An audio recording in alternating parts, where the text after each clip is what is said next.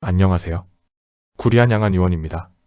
오늘은 어깨가 아프고 뻣뻣하고 팔이 잘 안 올라갈 때 왜 단순히 회전근개만 생각하면 부족할 수 있는지 쉽게 정리해드리겠습니다. 어깨 통증이 있으면 많은 분들이 먼저 이렇게 생각하십니다. 혹시 회전근개가 찢어진 건가요? 물론 회전근개 문제도 중요한 원인 중 하나입니다. 그런데 실제로는 회전근개보다 더 자주 통증의 핵심이 되는 구조가 있습니다. 바로 관절화순과 관절낭의 유착, 그리고 그 안에서 진행되는 섬유화입니다. 쉽게 말하면 어깨는 단순히 힘줄 하나로 움직이는 관절이 아닙니다. 어깨 안에는 관절화순, 관절낭, 회전간격, 오구상완인대처럼 관절을 감싸고 안정시키는 구조들이 함께 작동합니다. 이 구조들은 어깨를 부드럽게 움직이게 하면서도 흔들리지 않게 잡아주는 덮개 같은 역할을 합니다. 그래서 어깨 통증을 볼 때는 단순히 찢어졌는가만 볼 것이 아니라 관절이 안에서 굳어가고 있는지 함께 봐야 합니다. 실제로 어깨 통증은 이런 흐름으로 진행되는 경우가 많습니다. 처음에는 관절화순에 반복적인 미세 손상이 생깁니다. 그 다음에는 관절 안쪽에 염증 반응이 생깁니다. 그리고 시간이 지나면서 더 중요한 변화가 생기는데 바로 섬유화와 유착입니다. 2단계가 진행되면 관절이 점점 뻣뻣해지고 특정 각도에서 걸리는 느낌이 생기고 통증이 오래가는 경우가 많습니다. 그래서 만성 어깨 통증에서는 찢어짐보다 굳어짐이 더 중요한 경우가 있습니다. 회전근개 파열은 구조의 문제로 볼 수 있고 관절 유착은 움직임의 문제로 볼 수 있습니다. 그리고 실제로 많은 분들이 힘이 완전히 빠지는 것보다 팔이 끝까지 안 올라가고 안에서 걸리고 밤에 더 아픈 패턴을 더 힘들어 하십니다. 이런 경우는 단순한 근육 긴장만으로 설명되지 않는 경우가 많습니다. 그럼 어떤 증상이 있으면 유착 가능성을 생각해 볼 수 있을까요? 첫째, 팔을 들 때 특정 각도에서 걸리는 느낌이 있습니다. 둘째, 팔이 끝까지 잘 올라가지 않습니다. 셋째, 스트레칭을 해도 개운하게 풀리지 않습니다. 넷째, 컷 근육보다는 어깨 안쪽에서 막힌 느낌이 납니다. 다섯째, 밤이 되면 통증이 더 신경 쓰이거나 자다가 깨는 경우가 있습니다. 이런 증상이 반복된다면 어깨 안쪽 구조의 유착과 섬유화를 함께 의심해 볼 수 있습니다. 집에서 안전하게 체크해 볼 수 있는 것도 몇 가지 있습니다. 첫째, 양쪽 팔을 천천히 같은 속도로 들어보세요.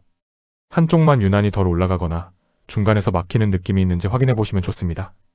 둘째, 팔을 옆으로 들 때와 앞으로 들 때 중 어느 방향이 더 불편한지 비교해 보세요. 유착이 있는 경우 특정 방향에서 유난히 제한이 크게 느껴질 수 있습니다. 셋째, 가볍게 어깨를 풀어준 뒤에도 움직임이 거의 달라지지 않는지 보세요. 근육 뭉침이라면 조금은 부드러워질 수 있는데 유착은 풀어도 안쪽에서 걸리는 느낌이 남는 경우가 많습니다. 넷째, 통증보다 움직임 제한이 더 크게 느껴지는지도 중요합니다. 단 통증이 심해지면 즉시 중단하셔야 합니다. 생활 관리도 중요합니다. 첫째, 아픈 쪽 어깨를 무리하게 세게 돌리거나 억지로 꺾는 스트레칭은 피하는 것이 좋습니다. 유착이 의심될 때는 강하게 늘리는 것보다 통증이 심하지 않은 범위에서 부드럽게 움직이는 것이 더 도움이 될 수 있습니다. 둘째, 오랫동안 같은 자세로 앉아있거나 한쪽 팔만 반복해서 쓰는 습관을 줄여보세요. 셋째, 팔이 안 올라간다고 계속 참으면서 버티기보다 어느 각도에서 막히는지 패턴을 관찰하는 것이 중요합니다.